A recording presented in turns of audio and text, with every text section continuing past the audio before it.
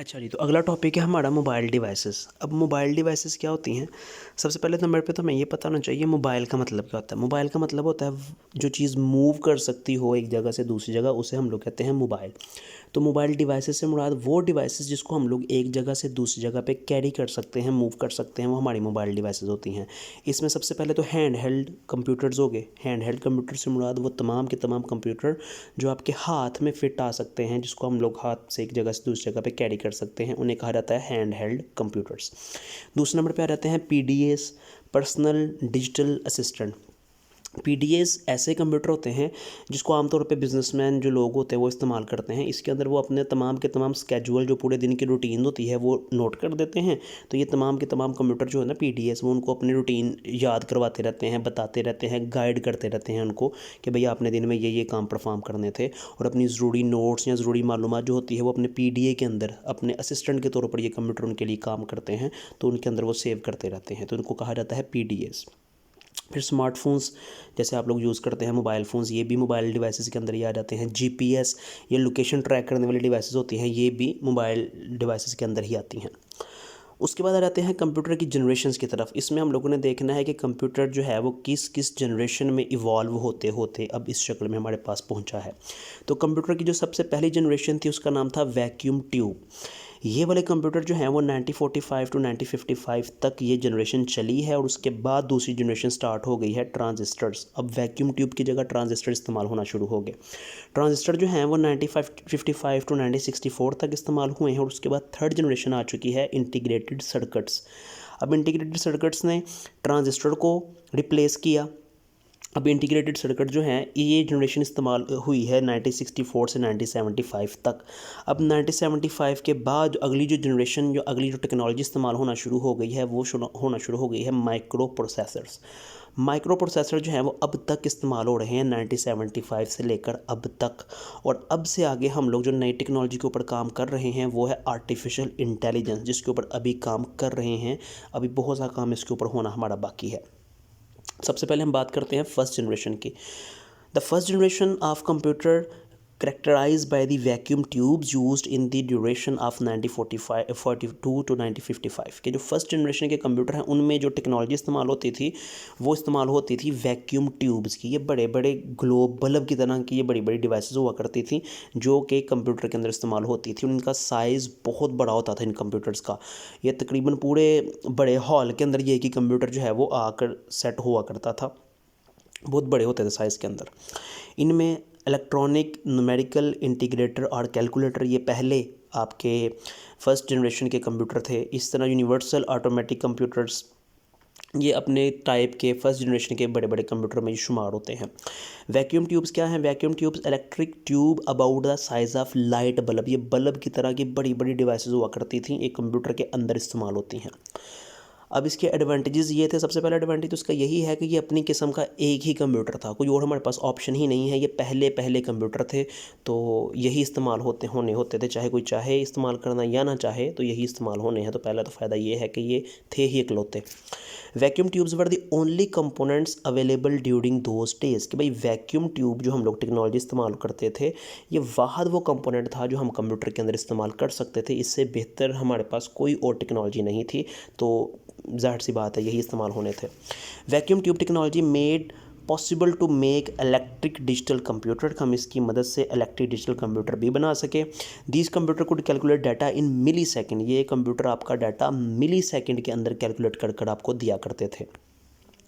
अब इन कंप्यूटर के डिसएडवांटेजेस की तरफ जाएंगे तो सबसे पहला डिसएडवांटेज ये है वेरी लार्ज इन साइज़, ये साइज़ में बहुत बड़े थे। Consume large amount of energy, बहुत एनर्जी का इस्तेमाल करते थे। Heated very soon due to the thousand of vacuum tubes, क्योंकि इन कंप्यूटर के अंदर हज़ारों की तादाद में वैक्यूम ट्यूब लगा करती थी और ये बहुत ज़्यादा बिजली इस्तेमाल करते थे, इसलिए बहुत जल्दी हीट अप हो जाते थे। और इनके जो अक्सर हार्डवेयर जो हैं, जो कंपोनेंट्स हैं वो ख़राब भी हो जाया करते थे ज़्यादा हीट अप होके। तो इसलिए ये नॉट वेरी रिलायबल, ये ज़्यादा अनरिलायबल इस वजह से नहीं थे कि ये बहुत जल्द ख़राब भी हो जाते थे। एयर कंडीशनिंग वाज रिक्वायर्ड, इस तरह के कंप्यूटर के लिए हमें अपने रूम के अंदर स्पेशल एयर कंडीशनर लगवाने पड़ते थे, एक से ज़्यादा एयर कंडीशनर लगवाने पड़ते थे ताकि ये ज़्यादा हीट अप होकर ख़राब ना हो। नॉट पोर्टेबल, आप इनको एक जगह से दूसरी जगह पे मूव नहीं कर सकते। कॉस्टली कमर्शियल प्रोडक्शन, ये बहुत महंगे कंप्यूटर होते थे। Very slow in speed, speed में भी ज़्यादा तेज़ नहीं हुआ करते थे। यूज मशीन लैंग्वेज ओनली, ये सिर्फ मशीन लैंग्वेज को इस्तेमाल करते थे।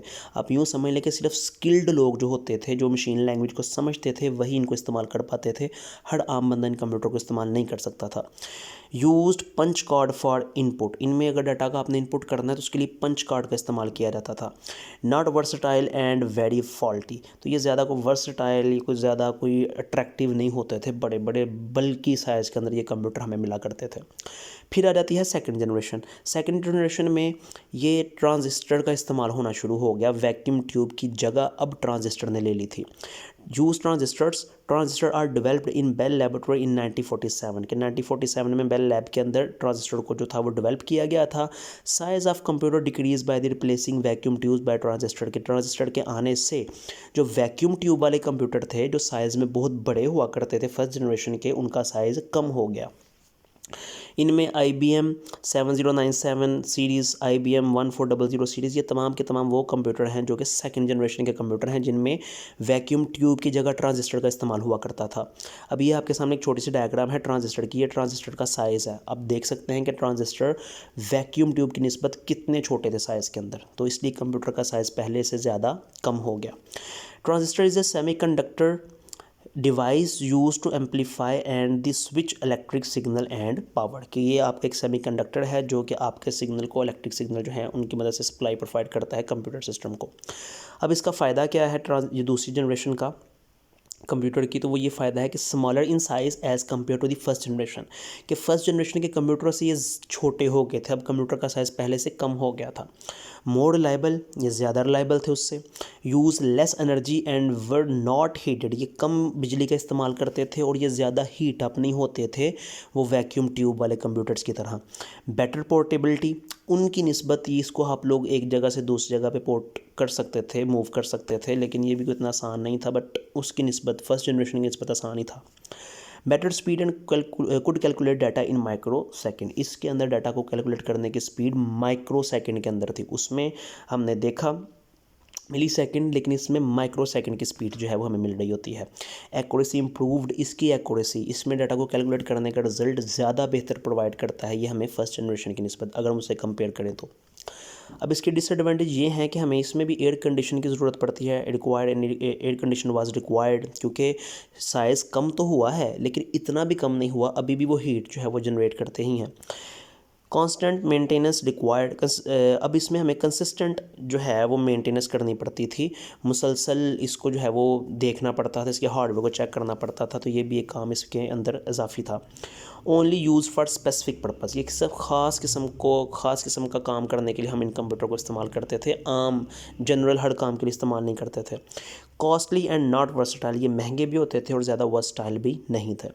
Punch card were used for input, इनमें भी पंच कार्ड का इस्तेमाल किया जाता था इनपुट करने के लिए, कीबोर्ड माउस उस वक्त इस्तेमाल नहीं होते थे। अब आ जाते हैं थर्ड जनरेशन की तरफ, 1964 टू 1975। थर्ड जनरेशन के जो कंप्यूटर हैं इनमें ट्रांजिस्टर की जगह इंटीग्रेटेड सर्किट इस्तेमाल होना शुरू हो गए। इंटीग्रेटेड सर्किट को शॉर्ट फॉर्म में IC कहा जाता है। तो first IC was invented and used in 1961, कि जो पहला आपका IC है इंटीग्रेटेड सर्किट है वो 1961 में इन्वेंट किया गया और उसी साल में इस्तेमाल करना शुरू कर दिया गया। और इसका the size of the IC is about 1/4 square inch, इतना इसका साइज़ था, 1/4 स्क्वायर इंच का। A single IC contain the 1000 of transistor, के एक IC के अंदर हज़ारों ट्रांजिस्टर जो हैं वो लग जाते थे। तो इतना मतलब कंप्यूटर का साइज़ जो है वो मज़ीद रिड्यूस हो गया, कम हो गया, कि अब एक IC के अंदर हज़ारों ट्रांजिस्टर जो थे वो समा जाते थे। अब इसकी एग्जांपल क्या है, IBM 370, IBM सिस्टम 360, ये तमाम के तमाम वो कंप्यूटर हैं जो कि थर्ड जनरेशन के कंप्यूटर हैं जिनमें IC यानी कि इंटीग्रेटेड सर्किट का इस्तेमाल किया जाता था। अब इसके एडवांटेजेस की तरफ चलते हैं तो सबसे पहले नंबर पे small in size as compare to previous. पिछले कंप्यूटर की निस्बत इनका साइज़ छोटा था, क्योंकि ज़ाहिर सी बात है अब आईसी के अंदर कई हज़ार ट्रांजिस्टर लग सकते हैं, तो कंप्यूटर का साइज़ डिक्रीज़ हो गया। More reliable, use less energy, produce less heat as compare to the previous, के पिछले की निस्बत ये बिजली भी कम इस्तेमाल करते हैं, हीट भी कम जनरेट करते हैं। Better speed could calculate data in nano second. अब इसके अंदर डाटा को कैलकुलेट करने की स्पीड नैनो सेकेंड तक चली गई है। पहले मिली सेकेंड थी, फिर माइक्रो सेकेंड हुई सेकेंड जनरेशन में, अब थर्ड जनरेशन के अंदर नैनो सेकेंड तक स्पीड है वो चली गई है। वर्सटाइल टू एन एक्सटेंड, ये ज़्यादा वर्सटाइल थे पुराने कंप्यूटर से। Used fan for heat discharge, इसके अंदर फ़ैन लगा करते थे, कंप्यूटर के अंदर फ़ैन फिक्स होते थे ताकि अंदर की हीट जो है वो बाहर निकल सके, ताकि अंदर का हार्डवेयर ख़राब ना हो। Low maintenance cost because hardware failure is rare, इसमें हमें बार बार इसको मेंटेन करने की ज़रूरत नहीं पड़ती थी, इसकी मशीनों को देखने की ज़रूरत नहीं पड़ती थी, इसमें बहुत कम मशीन ख़राब होती थी, इसके अंदर जो हार्डवेयर यूज़ होता है बहुत कम ख़राब हुआ करता था। टोटली जनरल पर्पज़, इसको हम लोग हर किस्म का काम परफॉर्म करने के लिए जो कंप्यूटर के ऊपर परफॉर्म हो सकता है वो इस्तेमाल करते थे। ये किसी ख़ास काम की तरह के लिए इस्तेमाल नहीं होते थे, ये हर तरह का काम परफॉर्म कर सकते थे। Good storage, less expensive and better accuracy, तो इनका डाटा जो स्टोर करने की कैपेसिटी भी ज़्यादा थी, सस्ते भी थे और एक अच्छा और दुरुस्त कैलकुलेशन का हमें आंसर प्रोवाइड करते थे। Keyboard and mouse for input, तो ये पहली जनरेशन थी इस हवाले से कि इसमें जो डाटा एंटर किया जाता था वो कीबोर्ड और माउस के ज़रिए एंटर किया जाता था, जबकि इससे पहले फर्स्ट और सेकेंड जनरेशन में हम जो भी इनपुट देते थे वो पंच कार्ड की मदद से दिया करते थे। इसकी डिसएडवांटेज ये हैं कि एयर कंडीशनिंग वाज रिक्वायर्ड, इसमें भी एयर कंडीशनिंग की हमें ज़रूरत पड़ती थी ताकि कंप्यूटर जो है वो ज़्यादा हीट अप ना हो। High sophisticated technology required for the manufacturing of IC chip, क्योंकि हम जानते हैं कि एक आईसी चिप के अंदर हज़ारों ट्रांजिस्टर हमने फिट करने हैं, तो ये बड़ा बारीकी का और बड़ा हाई मेंटेनेंस काम होता था, तो ये इसमें बहरहाल एक मुश्किल थी हमारे लिए इस तरह की डिवाइस को तैयार करना आईसी को।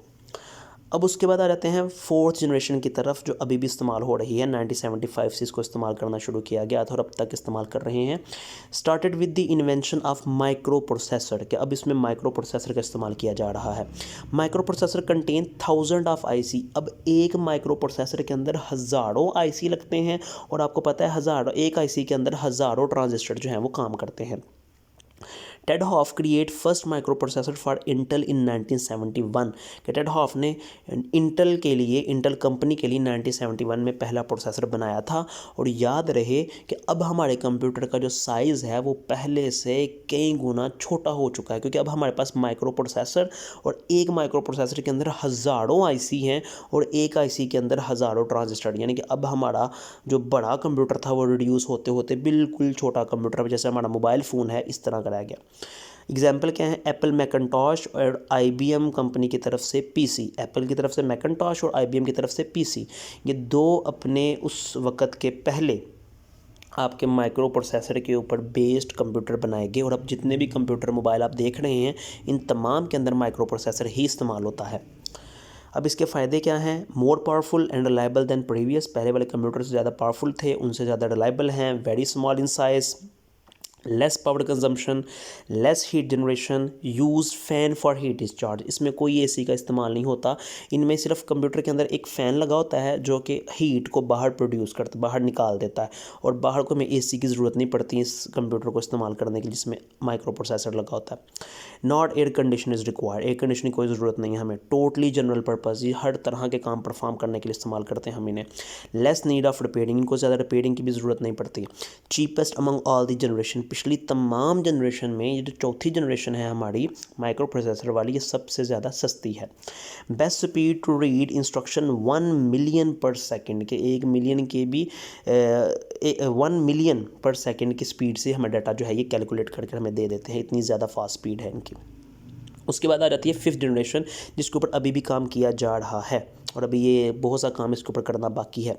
Based on the technique of artificial intelligence, इस जो नई टेक्नोलॉजी को हम लोग कहते हैं artificial intelligence, computer can understand spoken word, ये वो कंप्यूटर बनाने की कोशिश की जा रही है जिसमें हम लोग बस इसको कहें और वो काम कर दे, यानी कि कीबोर्ड और माउस का भी इस्तेमाल ना हो, हम जो काम इसको बोलते हैं ये वही काम परफॉर्म कर दे।